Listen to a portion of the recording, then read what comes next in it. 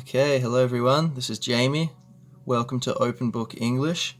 This is a simple overview of verb tenses in English, right?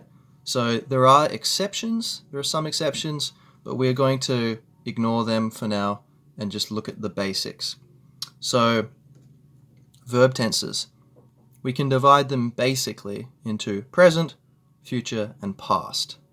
So we are ignoring modal verbs like must, can, should, etc. So let's begin with present. Present simple. So there are two types. One, an action that repeats, a repeating action.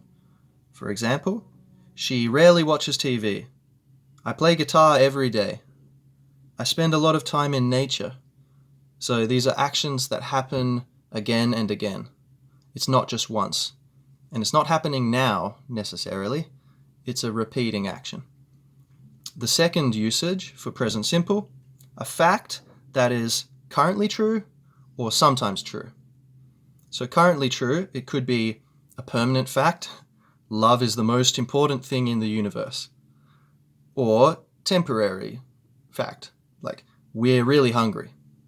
So this will change when we eat, but they're both currently true. Or something that's sometimes true. I'm occasionally late to meetings, right? So usually I'm on time, but occasionally this fact appears. Okay, now present, we also have present continuous. Now you will notice it's also connected to future because present continuous we can use in two totally different ways. So the first way is for an action happening in this present moment, right now. So I am talking, you are watching YouTube, or I'm not daydreaming, I'm listening to you. Are you listening to me? Yeah, I am. I'm listening to you. So it's verb be and then verb ing. I am listening. She is listening. Okay? The second way we use it is totally different. This is for the future. So it's a future plan. So it has already been decided. You made the decision in the past. So, we're visiting Ireland next year. I'm seeing a movie at 8 p.m. tonight. Right? So this is, you didn't just think of it right now, you already had this plan in your mind. So we can use present continuous for the future. Also, from present, present perfect. So this is probably the most confusing, so I'll try to make it simple for you. So present perfect simple and present perfect continuous. So present perfect simple is have or has. So I have and PP. I have eaten. He has eaten. She has eaten. Right? So the first way we use it, if we use it with for or since, it's a fact that began in the past and is still true now. So he's had long hair for 2 years. For and then the length of time. Or maybe he's had long hair since 2018. Since in the starting time. Or I've loved you since the day we met. Oh, sweet. Now, 2. This is a bit more confusing. When the present moment is affected by a past action. So something happened in the past, but we are focused on the present moment. What is important is the present moment. How the present moment is affected. What is the result of this past action? So, for example, I've drunk too much coffee. I'm buzzing. So we care about how I feel right now. They've almost finished. Don't leave yet. Wait, don't leave. They've almost finished. Right? So they've done most of the work. So we don't care about the past. We care about right now. You shouldn't leave. She's been to Paris twice. Ask her for tips. Ask her for some travel advice, where to go. I've done yoga every day this week. I feel great.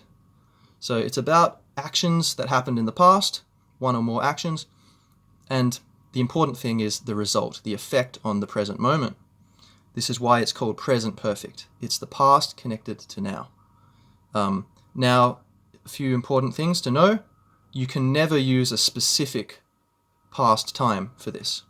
a finished time. 2 days ago, last Tuesday. You can't say that. You can't say, I have been to Canada 2 years ago.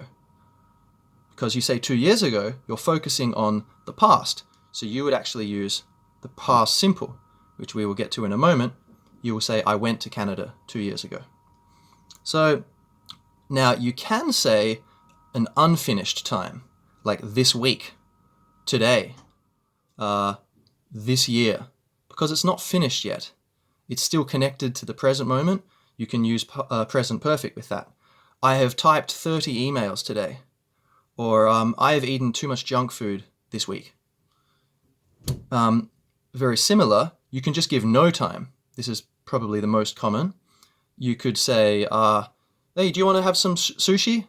No, I've had sushi. I've just had sushi. Or I've had sushi recently. And if the person really wants to know, they can ask you, oh, when? When did you have sushi? Oh, I had it 2 days ago. So you will use past simple. I had it 2 days ago. You're focusing on the past. But if the main point is, oh, I don't feel like it right now. In this moment, I don't want that. We'll use present perfect. So, no, I've just had sushi, right? I've had that recently. Now, you could also say, have you ever had sushi? Yeah, I've had sushi. Now you are talking about your whole life experiences. Have you had sushi before? Yeah, I've had sushi before. Well, yeah, I've had that. So if there's no time mentioned, it's either very recently or it's your whole life you're talking about. Okay, now let's look at the, present perfect continuous. Now, it's very similar to the first usage of present perfect simple, except this is for facts. I have known you for a long time. I have known you since childhood. It's a fact. If it's an action, you use the continuous form. Have or has, and been, and verb ing. So it's actions that began in the past and are still in progress. They're not finished yet. She's been studying English for 3 years. She began 3 years ago. She is still studying now. I've been working since 9 a.m. So I started at 9 and I haven't finished yet. Still going. So that's that for actions. Now, past. Past simple. The first way we use it, an action that happened, A, at a specific time in the past, or B, many times in the past, more than once in the past. For example, if it's one time, I did yoga yesterday. I did yoga last Thursday. Or I did yoga when I was young. So this means it happened many times, it repeated. Or 2, a fact that was true at a specific time in the past, or B, at many times in the past, more than once. For example, if it's one time, I was tired yesterday. Or, many times, I was often tired as a kid, when I was younger. So that's past simple. Now, let's see here. You need to say the specific time, unless in the conversation, maybe someone says, what did you do yesterday? Oh, I played basketball. That's fine. You don't need to say the time if your listener understands. Now, past continuous. So, was or were and verb ing. I was eating. We were eating. We were not drinking. An action that was in progress in the past. It was happening in the past. So, for example, I was eating dinner when the phone rang. Okay, so I was eating dinner and then ring, ring. Okay, so this action was in progress at that time. Now, past perfect, had and past participle, PP. So, an action or fact that existed before another past action or fact. So you have 2 events in the past.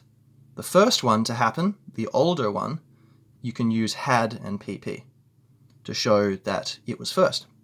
For example, when I woke up, they'd already left. They had already left. So maybe I was hanging out with my friends, then we went to sleep, and then when I woke up, they'd already gone to buy breakfast. By the way, this document will be attached in the notes under this video. you can download it. So that's past perfect.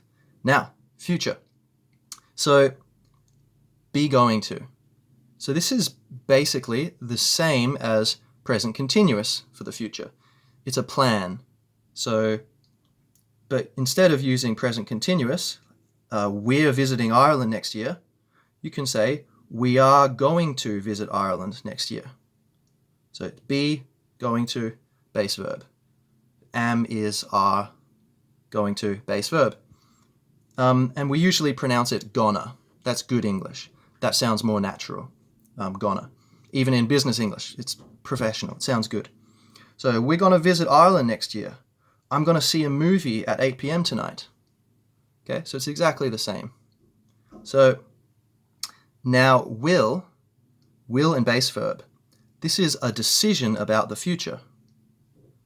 So used in the moment when you make a plan. So it's, I think of a plan for the future. Right now, this is what I use. So you've dropped your pen. Here, I'll get it for you.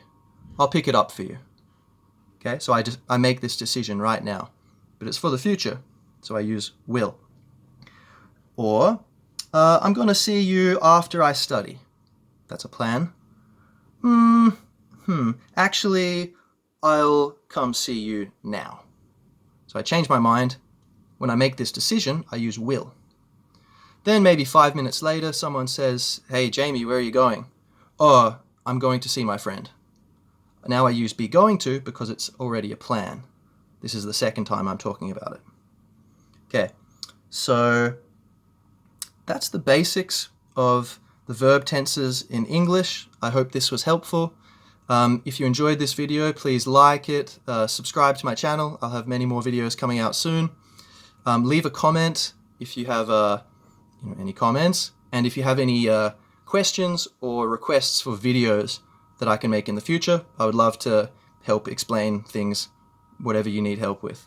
And of course, please share it with a friend if you think someone else could find this useful. So that's it. Take care. Thanks, everyone.